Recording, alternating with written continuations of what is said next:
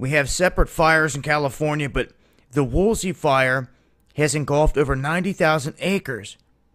And they're saying at this point they believe that the fire spread over a Superfund site.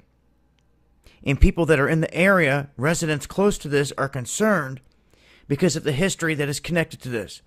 They're saying that the fire passed through this Santa Susana Field Lab, SSFL, which is a federal Superfund site, which is in the Simi Hills. And they're saying that it is the site of the worst nuclear meltdown in U.S. history that took place in 1959. Many people unaware of that. And we have the California Department of Toxic Substances Control saying that there was no reason to be concerned or any risk other than those normally present in a wildfire situation.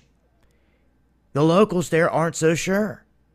They're pointing out that in the past, the agency has dragged its feet in trying to clean up these sites.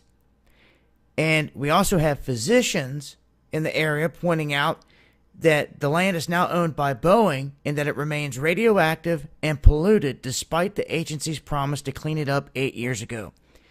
They're citing that these toxic materials are in the soil and in the vegetation, and when it burns, it becomes airborne in the smoke and in the ash, and there's a real possibility of exposure. Now, a similar incident like that happened a few years back in New Mexico around the Los Alamos lab and everything around there, all the territory that had toxic substances buried on it, radioactive stuff buried on it. It had vegetation growing. All of it had caught fire. They then shut off the air monitoring stations, which was highly suspect. The plume traveled through a couple states. They then brought them back up. We caught the last tip reading showing that something went through there. Then they announced, yeah, there was a release, but no one needed to fear anything.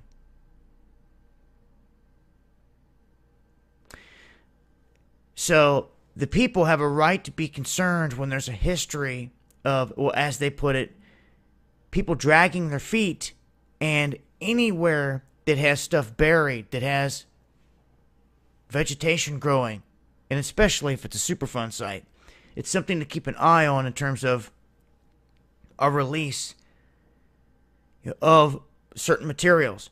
At this point, if it's all been scorched and it's all over, it's about where that ash fell and where that smoke has drifted to.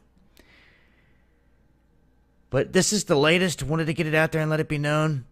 I'll continue to update with more information connected to this as I get it. Make sure to follow me on Twitter as well. This has been Dabu7. Peace.